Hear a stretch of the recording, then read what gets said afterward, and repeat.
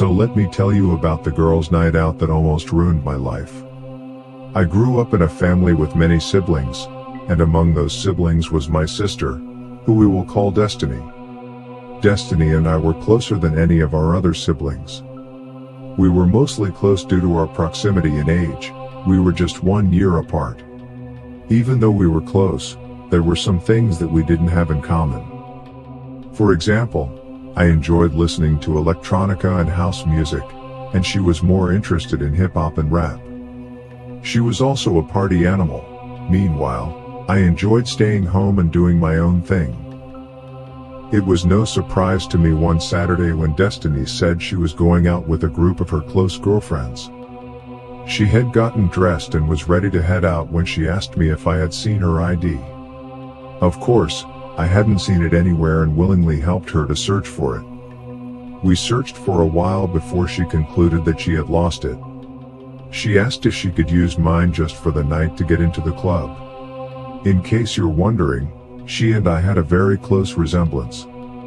We looked so much alike that people thought we were twins. I reluctantly agreed to let her use my ID, and off she went.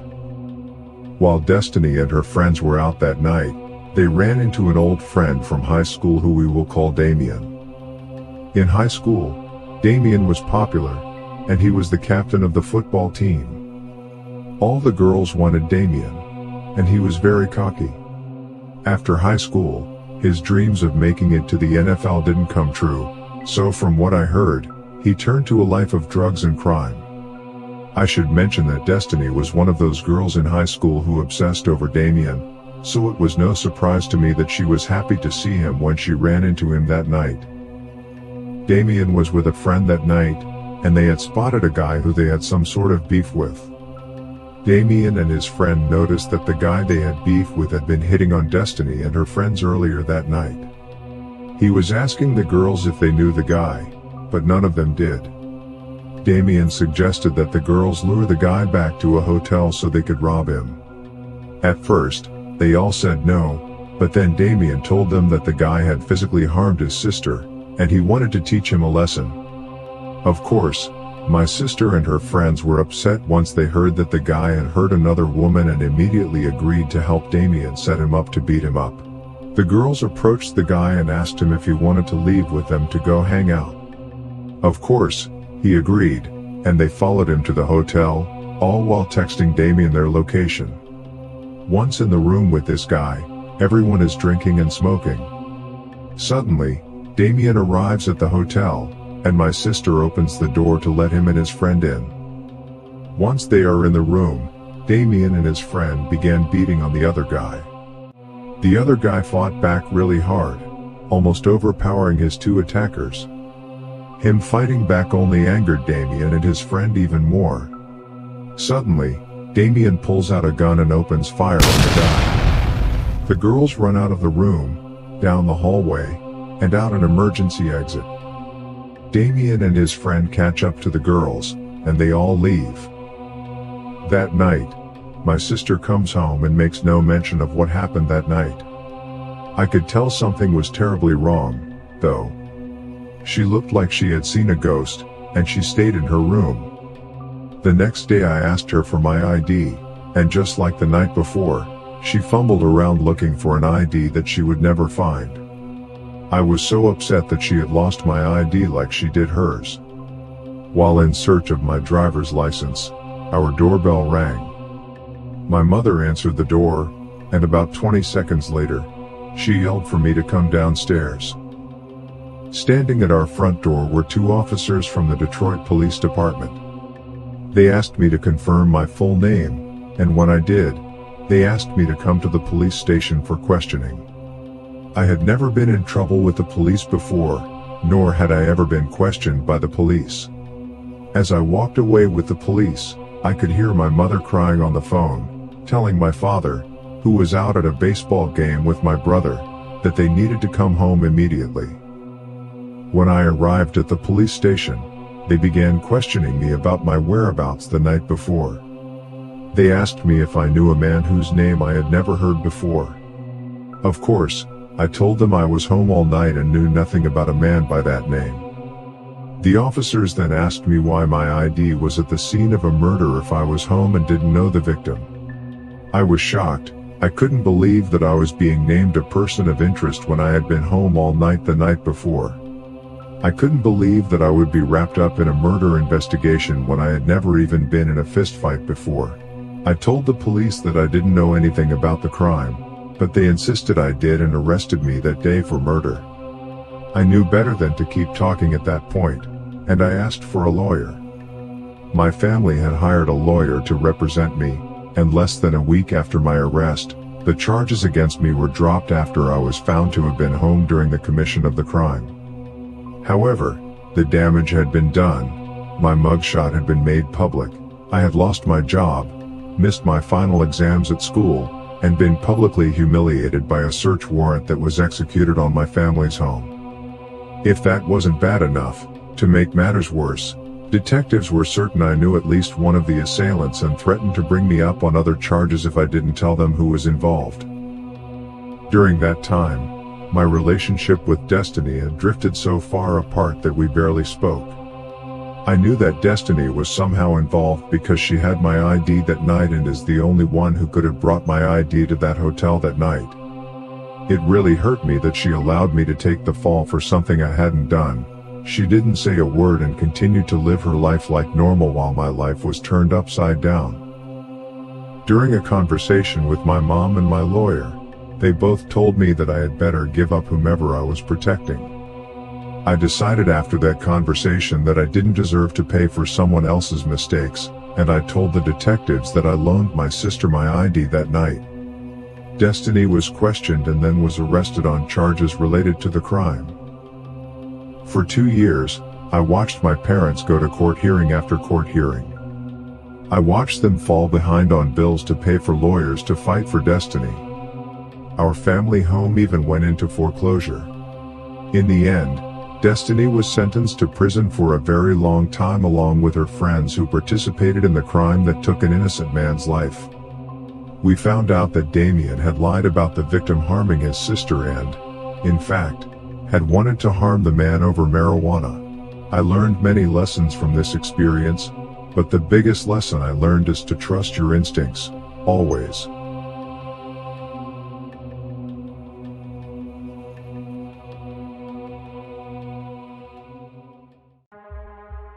My name is Ethan, and I was just an ordinary teenage boy, eager to escape the clutches of my curfew and the wrath of my parents. That evening, I had been hanging out with my friends, enjoying the fleeting moments of freedom that summer vacation afforded us. Time had slipped through our fingers, and now, with darkness falling fast, I was faced with a dilemma: risk the wrath of my parents by coming home late or take the shortcut through the dreaded Willowbrook Cemetery. The cemetery, situated at the edge of our town, had a sinister reputation. It was a place that gave everyone the creeps, with its gnarled trees, crumbling tombstones, and eerie silence. No one in their right mind would willingly venture into that place after dark, but I was desperate to make it home on time. Reluctantly, I chose the latter option, hoping to avoid the inevitable punishment that awaited me if I disobeyed my curfew. The gravel path leading into the cemetery stretched out before me, dimly lit by the flickering glow of the streetlights just beyond its entrance. With each step I took, my heart pounded in my chest, and a shiver ran down my spine. The rustling leaves and the occasional hoot of an owl added to the eerie atmosphere. I quickened my pace, determined to get through this ordeal as quickly as possible. Yet, no matter how fast I walked, the cemetery seemed to stretch on endlessly, as if it were toying with me. As I ventured further into the cemetery, my unease deepened. The shadows seemed to come to life, morphing into sinister shapes that danced at the corner of my vision. I dismissed them as mere tricks of the mind, brought on by my own fear. Just when I thought I couldn't bear the silence any longer, I heard it, a faint, mournful wail that sent a chill racing down my spine. It was the kind of sound that sent shivers through your very soul, a sound that made you want to run and never look back. I froze, my heart in my throat. The wailing grew louder, closer. It seemed to be coming from the center of the cemetery, where a massive oak tree stood like a sentinel over the graves. The tree's branches seemed to twist and contort, their dark forms reaching out to me as if beckoning me closer. Despite my fear, curiosity got the better of me. I couldn't resist the urge to investigate the source of the sound. As I drew nearer to the oak tree, I noticed something strange, an ethereal figure standing beside it. The figure was that of a young woman, her skin an eerie shade of pale blue, her tattered dress billowing in the night breeze. Her long, jet black hair hung like a curtain, obscuring her face. She was weeping, her mournful cries filling the air. My heart pounded as I watched her, unable to tear my gaze away. I wanted to leave, to run as far away from that place as possible, but I was rooted to the spot. With trembling hands, I took a hesitant step closer, the gravel crunching beneath my sneakers. The woman's cries grew louder, more desperate, and she raised her head, her hair parting to reveal hollow, lifeless eyes that seemed to bore into my soul. "Help me," she whispered, her voice a haunting echo in the night. I couldn't move, couldn't speak. Fear held me in its grip as I watched the spectral woman, her eyes filled with anguish and longing. She extended a ghostly hand toward me, her fingers reaching out as if begging for assistance. Then, as if snapped out of a trance, I finally found my voice. "Who are you?" But she didn't answer. Instead, she continued to weep, her mournful cries echoing through the cemetery. Panic surged through me, and I stumbled backward, my heart racing. I couldn't stay there a moment longer. Without another word, I turned and fled, running as fast as my legs could carry me, my mind consumed by terror. I didn't stop until I reached the safety of my home. My parents were furious about my late arrival, but I couldn't bring myself to tell them what I had witnessed. Who would believe such a story? That night, I lay in bed, trembling and unable to sleep, haunted by the memory of the ghostly woman and her desperate plea for help. I knew I had stumbled upon something otherworldly, something that would scar me for life. In the days that followed, I couldn't shake the feeling that I was being watched, that the ghostly woman was still with me, her mournful cries echoing in my ears. I never took that shortcut through Willowbrook Cemetery again, and I never forgot the chilling encounter that would forever remind me that there are things in this world beyond our understanding, waiting in the shadows to be discovered. I stared at the clock on the wall, its hands inching closer to midnight with each agonizingly slow tick. My name is Daniel, and I worked at a funeral home for the past 2 years. It wasn't exactly the career I had dreamed of, but it paid the bills, and I had grown somewhat used to the eerie atmosphere. There was something oddly peaceful about being surrounded by the departed, knowing that you were helping families say their final goodbyes. The funeral home was an old Victorian mansion, with creaky wooden floors, dimly lit hallways, and countless rooms filled with the memories of those who had passed on. My job primarily involved preparing the deceased for viewing, arranging flowers, and assisting the grieving families as best I could. It wasn't glamorous, but it was a job, and I had learned to detach myself emotionally from the work. On that fateful night, a storm raged outside, with rain pelting against the windows and thunder rumbling like the growl of an angry beast. The electricity flickered ominously, casting eerie shadows across the hallway. I shivered, though not solely from the chill in the air. The funeral home always felt eerie at night, but this night was different. There was a palpable sense of unease in the air. I had been in the embalming room, preparing Mr. Allen for his viewing the next day. I'd known him in life, a kindly old man who had passed away peacefully in his sleep. I was meticulously working on his appearance, ensuring he looked as peaceful and dignified in death as he had in life. As I applied the makeup to his cold, lifeless face, I felt a sudden chill, like someone had walked past me. Startled, I looked around the dimly lit room, my heart racing. The only sound was the soft hum of the embalming machine. I shook my head, trying to shake off the eerie feeling. It must have been my imagination playing tricks on me, I reasoned. But as I returned my focus to Mr. Allen's face, I noticed something strange. His lips, which I had just applied lipstick to, were slowly curling into a grotesque smile. My hands trembled as I watched in horror, unable to comprehend what I was witnessing. His eyes, once peacefully closed, now opened wide, their gaze locked onto mine. I stepped back, knocking over a tray of makeup and sending brushes and powders clattering to the floor. Mr. Allen's smile widened, and a guttural, unnatural laugh escaped his lips. Panic coursed through my veins, and I stumbled backward out of the embalming room, slamming the door shut behind me. The laughter continued to echo in my ears as I leaned against the door, breathing heavily. My mind raced, trying to make sense of what I had just witnessed. It couldn't be real, it had to be a hallucination brought on by exhaustion or the eerie atmosphere of the funeral home at night.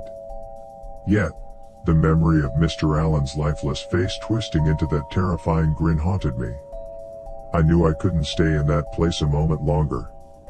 My trembling hands reached for my phone, and I dialed my supervisor's number.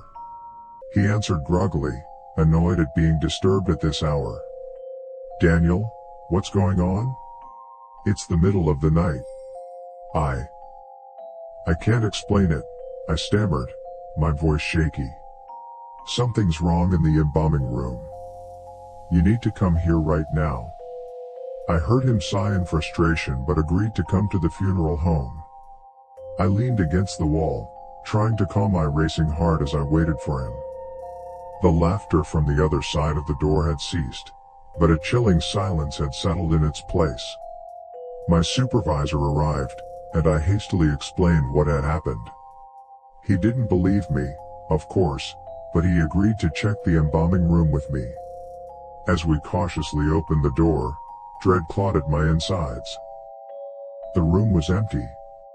Mr. Allen lay on the embalming table, his face as peaceful as it had been before, as if nothing had ever happened.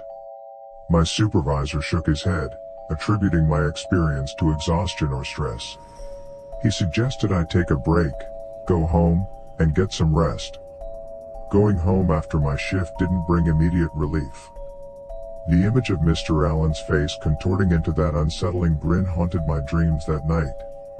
Sleepless nights, anxiety, and the constant feeling of being watched made me question my sanity.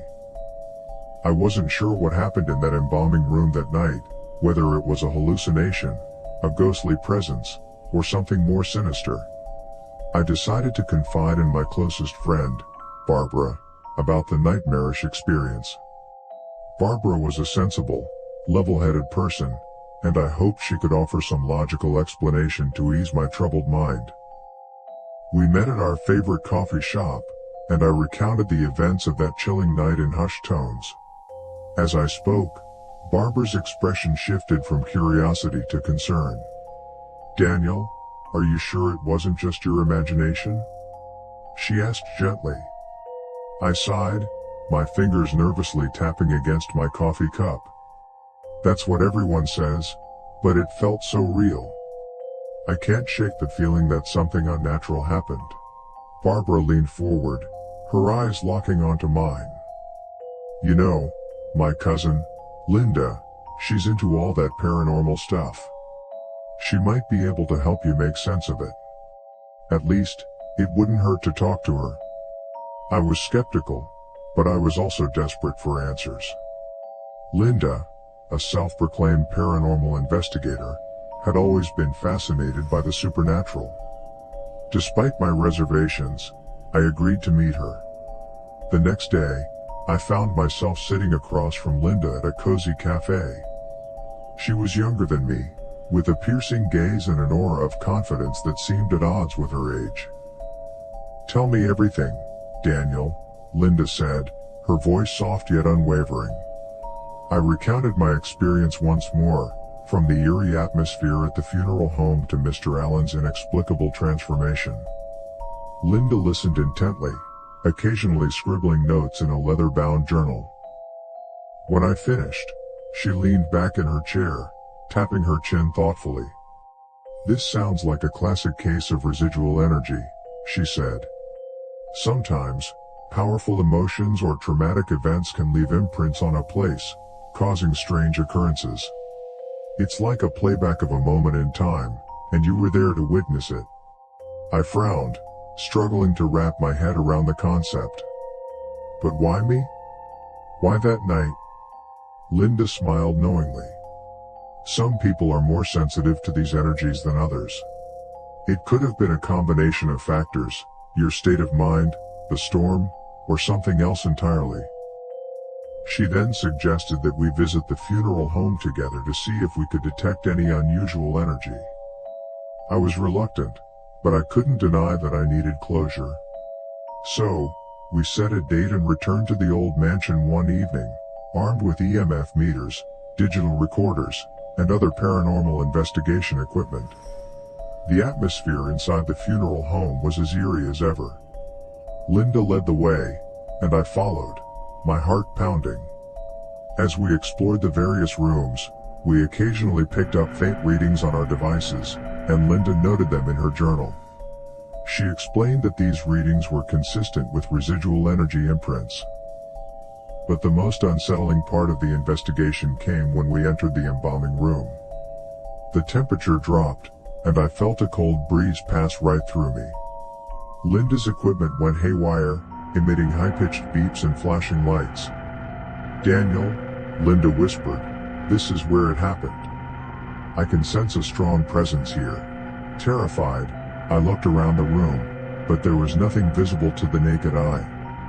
Linda began asking questions, trying to communicate with whatever might be lingering there. The atmosphere grew more oppressive with each passing moment, and I felt as though I were suffocating. Suddenly, the lights overhead flickered, and a voice, faint but distinct, seemed to emanate from the shadows. "Help me." I froze, unable to comprehend what I was hearing. Linda's eyes widened as she continued to ask questions, and the voice responded, each word more desperate than the last. "Please, help me. Trapped." Tears welled up in my eyes as I recognized the voice. It was Mr. Allen. The same voice that had laughed so unnaturally that night. It was as if his soul was trapped, unable to move on. Linda and I exchanged a horrified glance, and without a word, we left the embalming room, fleeing from the oppressive presence. We never returned to Grinlawn Funeral Home after that night. I may never fully understand what happened in that place, but I can't forget the anguish in Mr. Allen's voice, the torment that seemed to bind him to that room. Some mysteries are better left unsolved, and some experiences are better left behind. I knew I couldn't stay there any longer. I quit my job that very night, without notice or hesitation. As I walked out of the funeral home, a new storm outside raged, but I didn't care. I never looked back, and I've tried to move on with my life, but the memory of that night still haunts me, a constant reminder that there are things in this world beyond our comprehension and control.